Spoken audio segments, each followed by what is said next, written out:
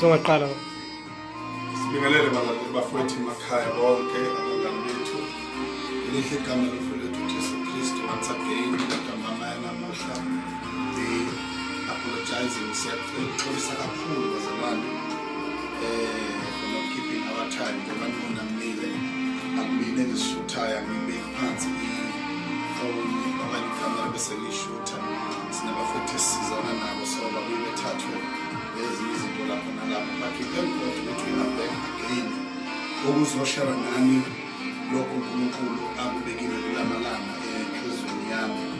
Ngicela siqale inkonzo yethu ngoba sithandaze again bamothana amandla nke siyabona le ntombi ukuthi sigcinile wasiphala ithuba sigcine njalo basolondoloze sizimisele ukuzwa ukukhuluma kwakho empilweni zethu sibekele ingqondo yethu umphefumulo wethu nakho konke ukuthi kuwe ukuba wena uNkulunkulu wenze okuthandayo usibuse ngezwi lakho silalele usiqondise ngalo usiyale ukuze sikhule futhi siqonde ngoba siyabona usawakho uKristu Jesu Nkosi yethu eyafa endaweni yethu nezwi lemasinyane manje naphakade. Amen. Siyabonga kakhulu bafowethu sigcine sikhuluma indaba yokuthi let us back to God. Ngifisa manje kule ntambama ukuthi sibuke izwi likaNkulunkulu namandla ezwi likaNkulunkulu, the power of the word of God, amandla ezwi likaNkulunkulu lokho esizokubuka kafishane. And because of time bazalwane nanokuthi sisebenza online maybe asizokwazi ukuthi thenge kahle konke kodwa sizozama ukufika ngaleyo ndlela uNkulunkulu azosilawula ngayo. Izinto inkosi esizoqala kulotholakala encwadini kaMathewu isahluko sesihlanu Matthew chapter number 24 sifunde ivesi lika 29. Matthew chapter number 22 sifunde ivesi Matthew chapter number 22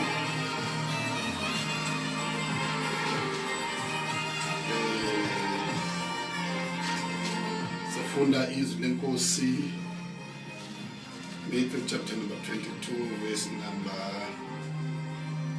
29.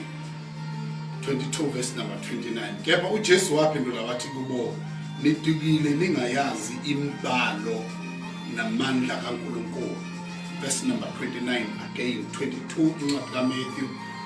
Kepha uJesu waphendula wathi kubo, nidukile ningayazi imibhalo namandla kaNkulunkulu. Siyabonga balaleli kakhulu, siyabonga kakhulu bafowethu uNkulunkulu angusise futhi abusise nokufunda kwezilalo. Sithola uJesu la ukhuluma nabaSadusi bayambuza ke uJesu ngokwemthetho abayaziyo nangendlela abaqonda ngayo. Base bafike nemithetho abayilotshelwa uMose beza naye. uJesu ke uyabaphendula ke la esifunda khona. Okokuqala uthi umthetho awukho umthetho omkhulu kunomunye, umthetho obalekile ukuthi wothanda owakhelene naye njengalokhu uyithanda wena. Usethi ke futhi kanazini ukuthi ekuvukeni akuganana futhi akwendiselwana.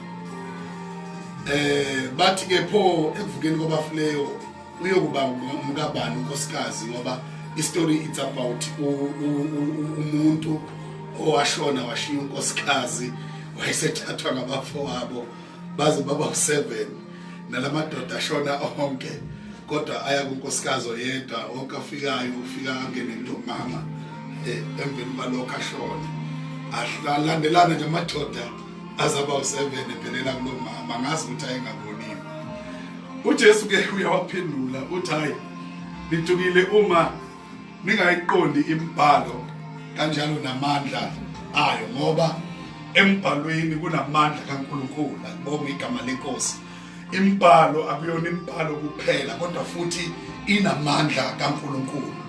Okay, asifunde incwadi kaJeremiya ngoba ngiyafisa bafowethu ukuthi ngingavuthi kodwa ngivuthe uma sesihamba sesiya ngasekupheleni sesiyigoqa yonke lento. Asibuke incwadi kaJeremiya chapter number 23 ivesi lika 29 ningayibakhohlwa le esiqale kuyo. Ngiyafisa nihi kuba kuthiwa ikhona indlela bengizothi thatheni niyibeke eceleni ngoba sizobuya kuyo. Jeremiah chapter number 23 ivesi lika 29 lifundeka kanjena: izwi lami alinjengomlilo yini, usho uJehova, nanjengesando esiphula itshe na. Ngalokho bheka ngimelene nabaprofeti, usho uJehova, abeba amazwi ami kube yilowo nalowo umakhelwane wakhe. Enye indaba le eshiwo umprofeti uJeremiya noma eshiwo uNkulunkulu kuJeremiya. Kule ndaba le uJeremiya uprofethelwa noma ukhonjiswa izinto ezenzekayo emhlabeni. Kuvela abaprofeti bamanga abakhulu. Ngiyenqena ukubala izinto eziningi, kodwa mawufunda eBhayibhelini uzobona ukuthi nalaba sinabo abaningi kulesi sikhathi nazi ukuthi bayavela laba khona kuloluhla noma izimpawu zabo zikhona kuloluhla. Uthi ke abaprofeti abaningi beba amazwi kaNkulunkulu, beba izwi likaNkulunkulu olisebenzisa wrong ngomakhelwane babo. Ngamanye amagama baguqula ukusho kukaNkulunkulu bakwenze ukuba kubenefite bona, hayi umbuso kaNkulunkulu.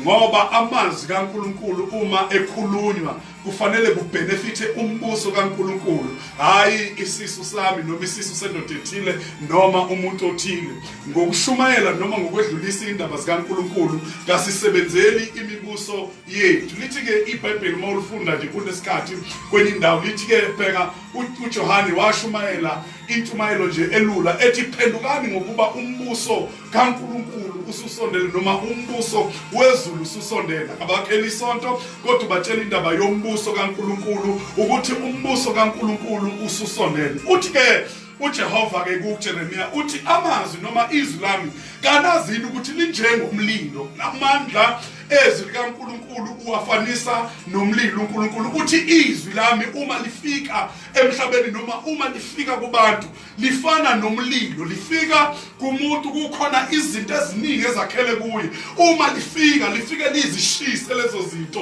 kusale zona zodwa, ngoba umlilo mawufika nje kwi-atmosphere noma endaweni ofika kuyo ufika ushise, kubonakale ngombala ngaleyo ndawo ukuthi kule ndawo kufike umlilo. Ngamanye amagama ke uthi ke uNkulunkulu izwi lami lifana nomlilo. Number 1, lishisa noma yini eshisayo. Uthi number 2, lifana nesando esiqhekeza amatshe. Ngamanye amagama ayikho into engama ingashiswa yizwi likaNkulunkulu, ingaguqulwa yizwi likaNkulunkulu. Number 2, ayikho into engamelana nezwi likaNkulunkulu. Ayikho into ekhona kokudaliweyo nokuphilayo okungama kumelane nezwi likaNkulunkulu. Uma izwi likaNkulunkulu lifike lidilize noma yini ekhona endleleni yalo, noma yini emendleleni yombuso walo, noma yini emendleleni yesithunywa salo, yini amandla ezwi likaNkulunkulu. Engathi ngiyabakhumbula abantwana bakwa-Israyeli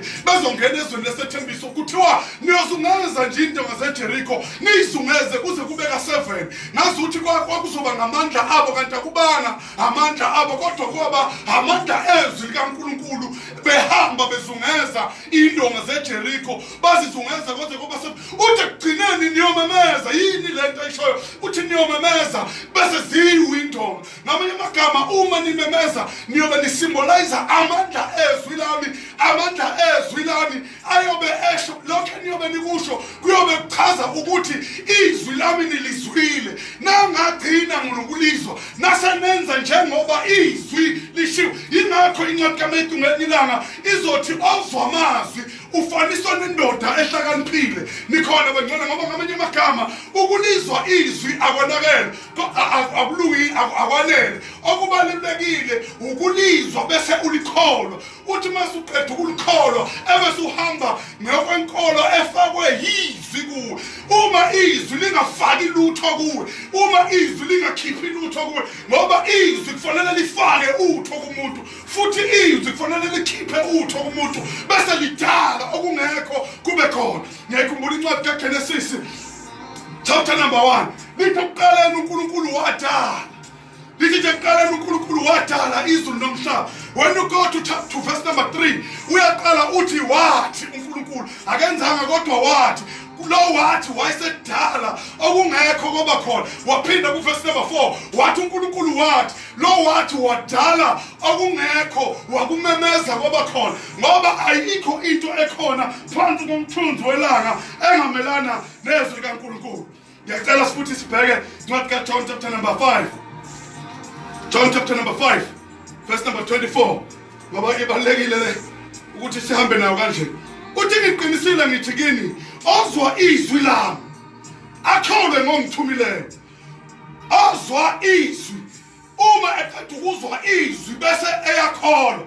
Because another challenge that we facing asibhekene nayo njengabantwana bakaNkulunkulu, sihamba nabantu abezwile kodwa bangayikholwa into abayizwi. Ngoba into ebalekile ukuzwa bese uyikholwa. Le izwi likaNkulunkulu lisebenza kakhulu uma ulizwa makade umsulizwile bese ulikholwa lona lo. Kungathintwanga lutho, kungabekwanga lutho, ungabekwanga zandla. Kodwa nje uma likhulunywa lodwa uvela ulikholwe lona lo. Uthi ke akholwe ngomthumileyo lo unokuphila phakathi.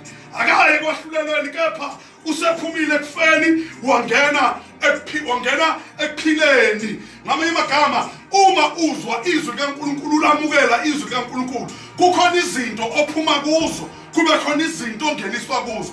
Izwi likaNkulunkulu likhipha umuntu entweni limfake kwenye into. Sikhishwa komunye umhlaba ngezwi, siyofakwa komunye umhlaba ngezwi. Lithi phela iBhayibheli umhlaba wawuyihlane elingena lutho. Umhlaba wawuyihlane elingena lutho. Ebese bithi umoya kaNkulunkulu wehla wenyuka. Ngoba uma sekukhulume yena kufanele lento engelutho iphenduke utho.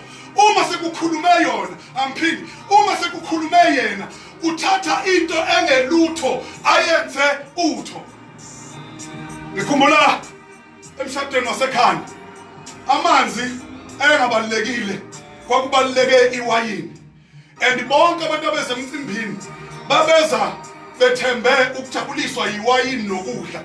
Indaba yamanzi ingekho. Oh my God. Kodwa lithi izwi likaNkulunkulu kwaphela lokho abeze kukhona abakujabulelayo. Kwase kuqhamuka uMaria unina kaJesu. Mayeqhamuka unina kaMaria unina kaJesu. Uyahlabela abasemcimbini. Uyothi ayihambani niye kuJesu. Kodwa noma yini ayisho kini anoyenza. Noma yini ayisho kini anoyenza. Kuthiwa baya kuJesu mabefika kuJesu. Uthi uJesu koqala kunina mamungelelani ngoba isikhathi singakafiki. Usathi ke uJesu nogcwalisa nembiza zamanzi. Ubiza into engekho nengafuneki emcimbini nebingabaliwe emcimbini nebishiyo le amanzi emcimbini asebenza ukuhlamba izitsha mayisemcimbini. Akujwayelekile nokulethela emcimbini amanzi kuthiwe egeza ngoba awufuneki kangaka amanzi emcimbini. Uma wacela lethwa ngeglass ubone ukuthi yintwana nje ebingabalekile ibinga involviwe emcimbini. Kuthi lezi zinto ebezi-involve emcimbini ziza in large containers, in big containers.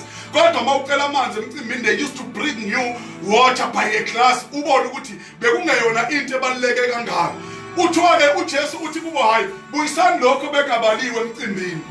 Nigcwalise imbiza zamanzi ngoba lokhu kwenu kuphelile. To substitute izinto zenu angifaka okwami okuzo-add value kunalokhu kwenu okunishiya phakathi. Ngoba izinto zethu bazalwane ziyaphela endleleni kodwa ezikaNkulunkulu nezikaJesu aziphela endleleni.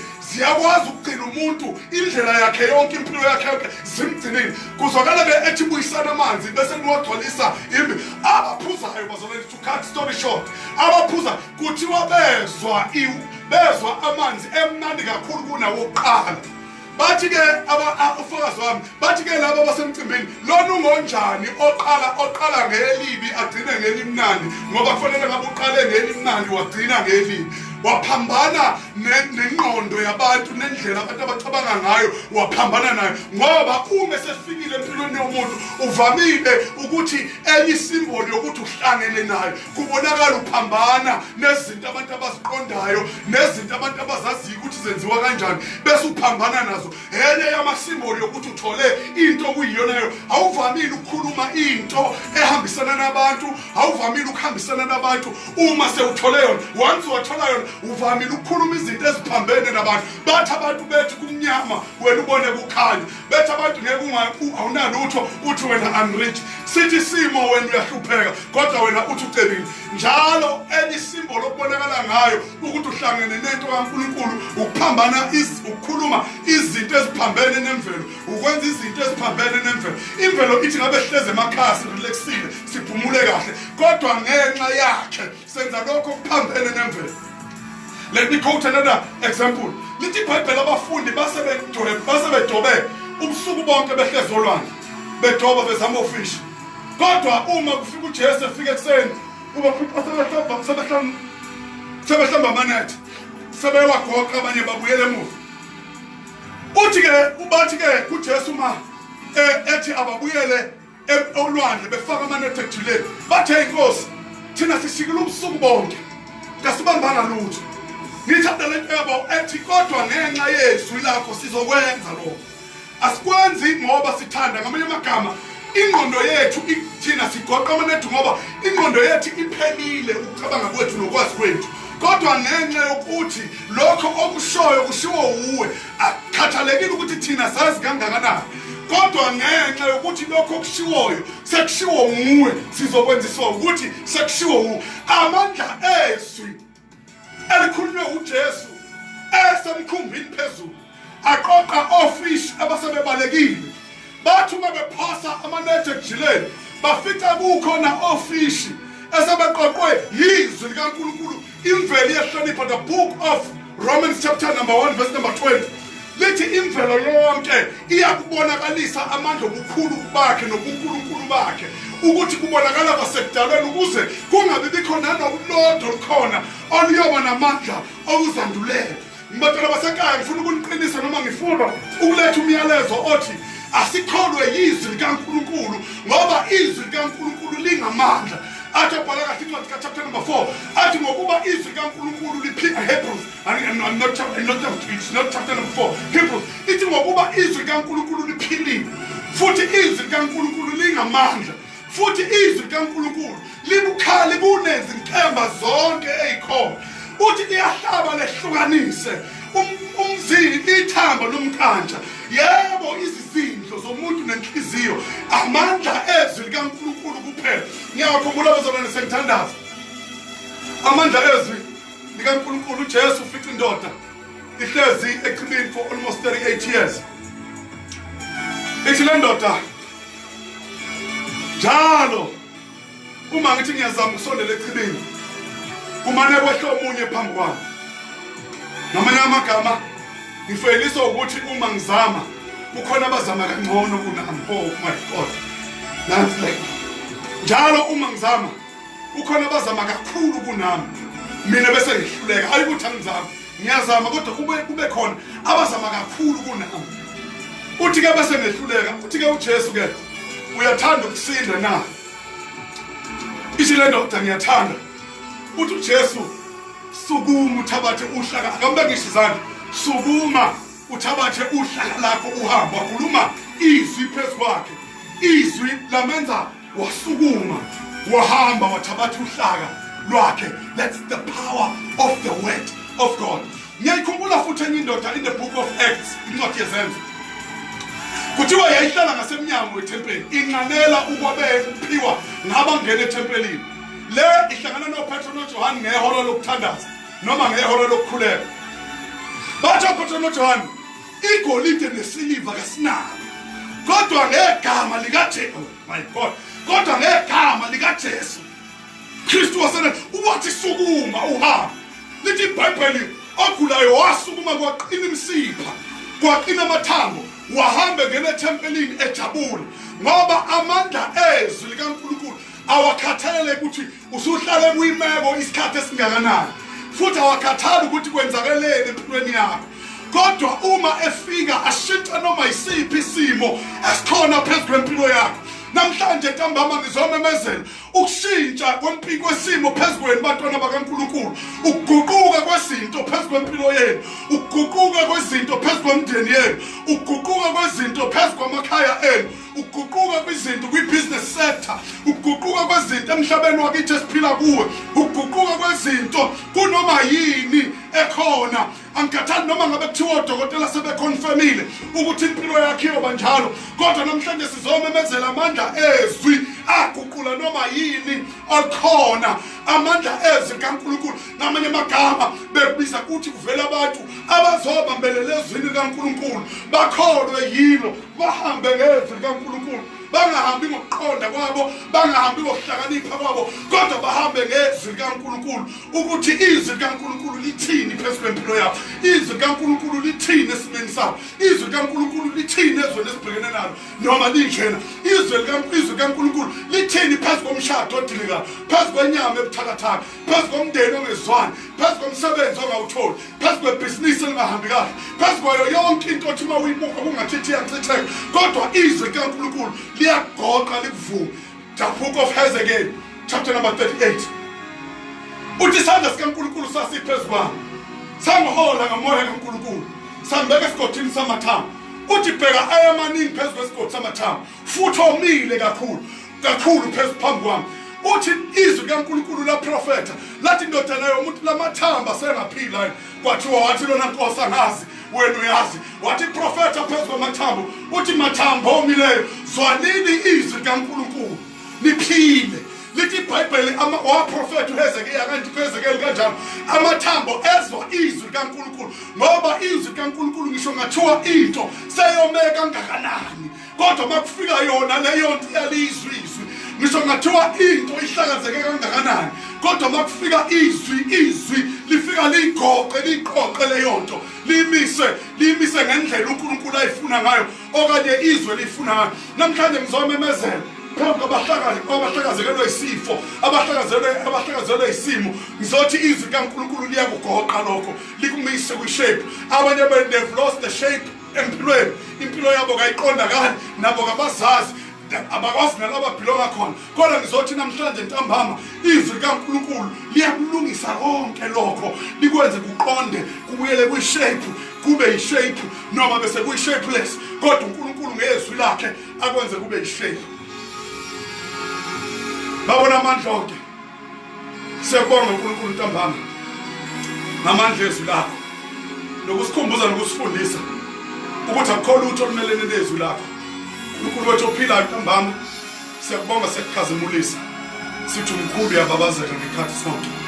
Akekho omnye uNkulunkulu besingabheka kuye. Siyiqonda ngenye indlela lento yasho uPetro ngelinye ilanga, umethi siyosuka kuwe siye kubani, ngokuba amazwi okuphila atholakala kuwe. Nathi sizwa ngenye indlela kulo minyaka nangalesi sikhathi ukuthi uPetro wayeqonda ukuthini.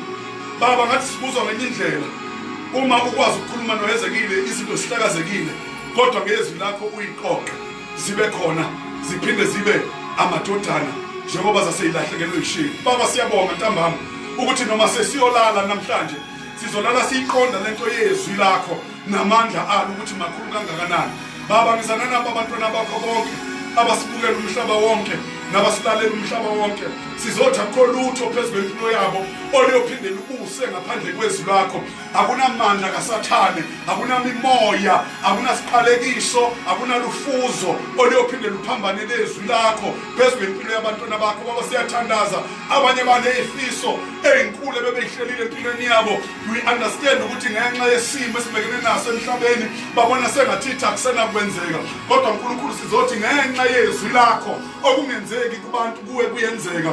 Ngenxa yezwi lakho sizoqhubeka siqinisele kulezi zinto ebesizicele kunya kuqala wasethembisa sona ukuthi uzosenzela sona. Akuna recession engaguqula lokho, akuna corona engaguqula lokho, akuna mbandla umbuso omnyama ongaguqula lokho, ngoba kuvele ezwini lakho. Baba wethu, nakule ntambama siyathandaza egameni likaJesu Kristu waseNazaretha ukuba lokho okukhulume ngezwi lakho kube yikho sobona khona, noma uSathane ehlasele empilweni zethu, noma uSathane akha ama-fake empilweni zethu, emibono wrong. Kodwa uNkulunkulu siyathandaza egameni lika Jesu Kristu waseNazaretha ukuba konke okuphambana nezwi lakho kushabalaliswe, ukuba konke okuphambana nezethembiso zakho kushabalaliswe. Mana njalo Nkosi yethu izwi lakho phezu kwabantwana bakho, phezu kwempilo zabo, phezu kwemindeni yabo, phezu kwamabhizinisi abo, phezu kwama-families abo, phezu kwemisebenzi abayisebenzayo enkampanini abaqashwe kuyo, eqabashe kuzo.